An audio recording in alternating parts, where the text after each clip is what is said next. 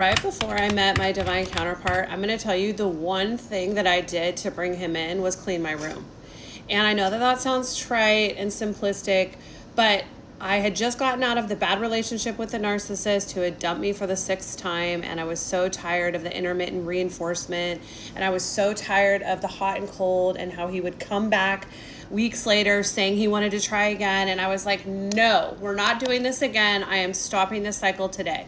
And one of the first things that I felt like I needed to do intuitively was clean my room.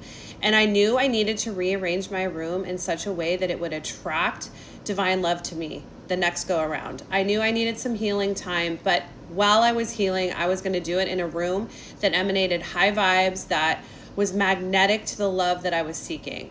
I was going to foster that love within my heart and then magnetize it to me in the form of a relationship. And I was not ready for just any relationship. I wanted a divine union and a divine counterpart. So I'm going to walk you through exactly what I did in this video. So I used a Bagua chart, which I include in my novel, Divine Union in 14 Days, where I give you step-by-step and a lot more information on how to do this. You can find a chart like this online, anywhere, but basically it's going to help you figure out how to configure your room. So if you're standing at your doorway, you're going to hold the chart with the arrows like up against your body, and then this is how you delineate the different areas of your room.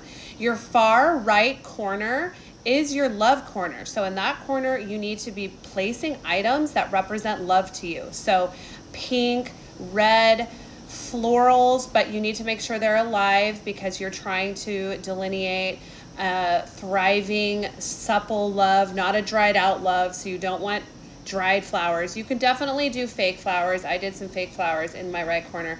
You want to be putting things in pairs. So 2 candlesticks, to a picture of 2 lovebirds, which I did in my room, which I'll show you in a minute.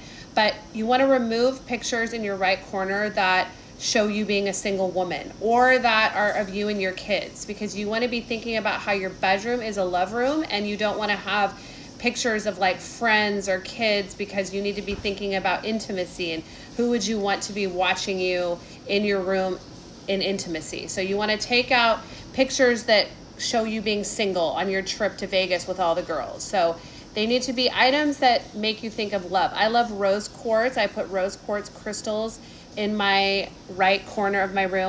Also, in the left corner of your room is your wealth and prosperity corner. So in that corner, I put green crystals, I put amber, I put a money tree, because you're trying to call in a provider protector. You're trying to call in somebody that's going to provide safety for you. So you also want to look at your left corner of your room and focus on that as well. Put things in that corner that represent wealth to you, that represent security, safety, being provided for.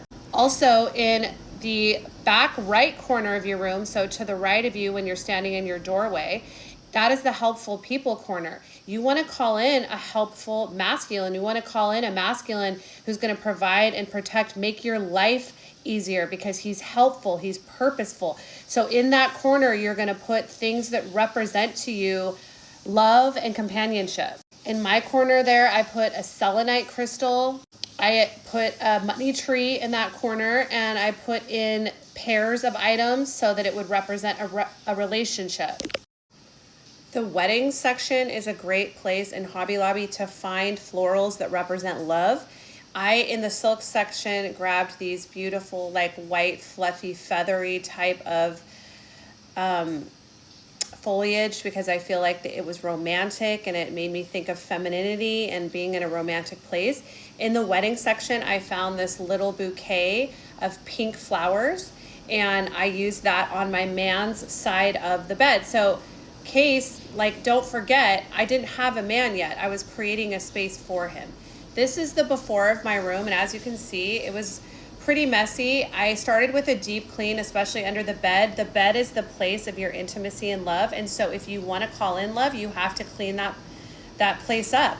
I also cleaned out the nightstand that was going to be his nightstand. I didn't have a man yet. I wasn't even dating anybody, but I created a space for him as if he was already there. I put a fan next to the bed and 2 candlesticks and that pink floral arrangement that I told you about, because I wanted to create a beautiful place for him to land.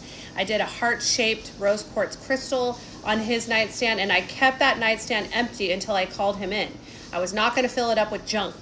I also replaced the picture of my daughter and I with 2 lovebirds, and I moved the picture of my daughter and I to a different place in the house. Your room should represent love and companionship and passion.